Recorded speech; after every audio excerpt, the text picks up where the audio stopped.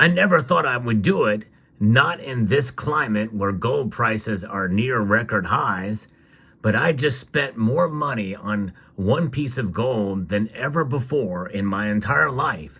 And we're going to unbox it right now. Let's explore.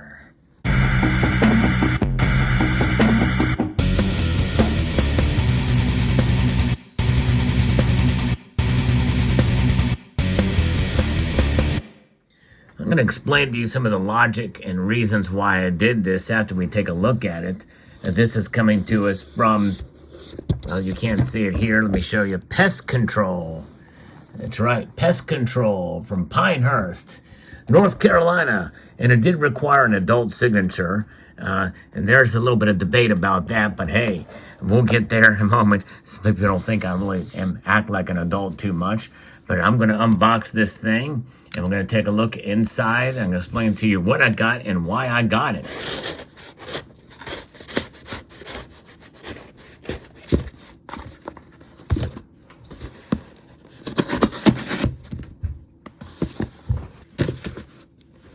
A box within a box.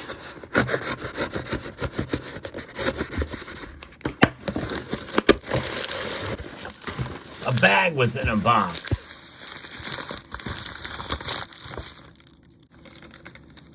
Here we go. There it is. Wow. Relatively unassuming. A very, very tiny bar when you think about the actual weight of it. But this is a Valcambi 100 gram gold bar. Let's take it out of the plastic bag so that you can see it. And I had been kind of dreaming about getting another 100 gram bar in due course. For those of you who don't know, I have two other 100 gram bars, Pamp Suisse, that I bought when I cashed out my IRA. And so those I took a pretty big hit on in taxes when I cashed out the IRA. And I paid a fairly high price for them at the time. But they were cheaper than this bar is now. And with that being said, when you account for inflation, it may be very close, but I still think that likely I paid more for this bar than I did than any of those single bars back then, even when I counted for inflation. But I took a pretty big hit with the taxes on it, so I'm still not above water in that purchase yet. This bar is my most expensive gold bar to date. It is 100 grams. And feels good in the hand. And I wanted to get a Valcambi bar in possession here. I love the look of the Valcambi bar. I have a 50 gram that I bought too. That was not an easy buy, by the way. And now with the prices of gold going up steadily, I thought for sure that, I wouldn't be able to do it. I went ahead and pulled the trigger on it. And I was really only able to do it this way. By using a credit card, which is something I pretty much preach against doing, to not use a credit card to buy your precious metals. But however, there are exceptions and there's some nuance to that. So this is how I did it. You do a lot of research. Whenever you're going to spend this much money on something, on precious metals, and for some people, it's a big deal to buy a 10-ounce bar of silver, much less a quarter ounce of gold or a 1 ounce gold coin. And so to be able to buy 100 grams in one fell swoop is not an easy task for most people, and definitely not for me either. And I've always said on this channel about being fiscally responsible. And fiscal responsibility means essentially having the money in hand before you buy it. I did not have the money in hand before I bought this. But however, I'm calculating this to know what paychecks and income's going to be coming in.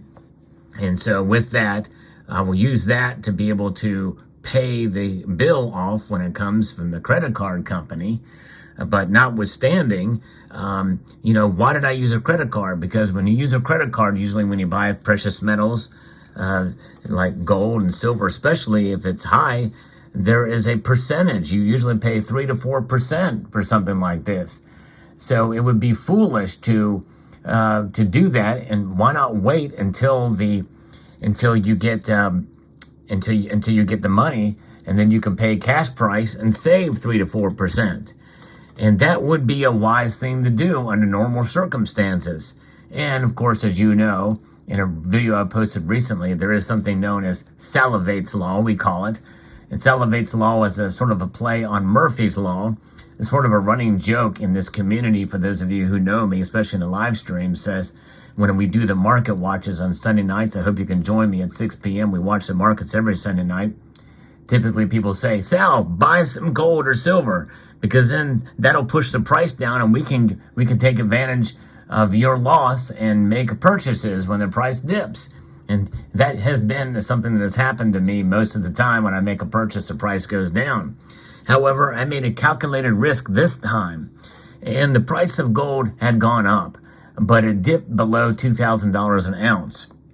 And it was just below enough that I went ahead and pulled the trigger on this using a credit card. Now, based off of the fees that the credit card company would normally charge, or that would be charged and collected or utilized by the bullion dealer, you would think that with the price increase from then to now, probably would have made up for that. And it did, but at the same time, I did this through eBay. That's right, Pinehurst on eBay has these, and you can get them.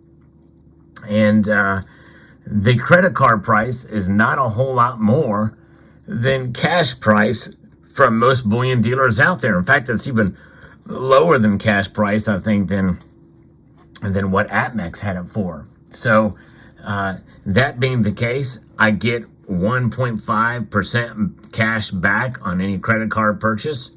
So I'm actually came out ahead on this, and that 1.5% cash back will be a fairly decent chunk of change that I can use towards another purchase. In fact, I have a lot of cash back waiting, rewards, I guess you would call it, waiting for me to be able to use. And part of me thinks, well, maybe I'll use it towards this to pay this off. But at the same time, I think I have enough coming in that I can pay this thing off before the end of the month, which means I won't incur any interest as well. That's the way you do it. If you're going to use credit cards, use them to your advantage to get the points and to pay them off before the credit card, because you don't want to give them any more money than they already get. That's for sure. If you can save on interest, but yet get the rewards from it, that's the best way to go. But you're going to be very, very careful doing that. Now, that's the other reason. That's the part of the reason why I pulled the trigger to make this purchase. The other is because I still do think I am bullish on gold. We are now seeing gold. As I record this video, it's at $2,051. That is very, very close to an all-time high. I think the all-time high was, if I'm not mistaken, about $2,070 for a very brief amount of time. In fact, some say that we got there overnight, either last night, I think last night, we think we got there for a brief amount of time, and then it pulled back a little bit. But we are pretty much right at record highs. Now, when you account for inflation, obviously we're not at the record high when you account for inflation based off of 2011s or 2020s. 2020 it got up. That's when it got to that record high. When we've seen since then, probably almost 20% inflation since 2020. And so, you take that into account, we've not reached the inflation adjusted high. But to get pure 4/9 fine gold, 3.215 ounces here with an assay certificate here, Valcambi Swiss, and to be able to add it, it's a good chunk. I'm not going to be buying any gold for a little while now, but I'm going to pay this thing off. I'm bound and determined to do it. And when you pull a trigger like this and make this big of a purchase, you got to be very, very careful to not get yourself in over your head and underwater on it. And so far, right now, I'm doing okay.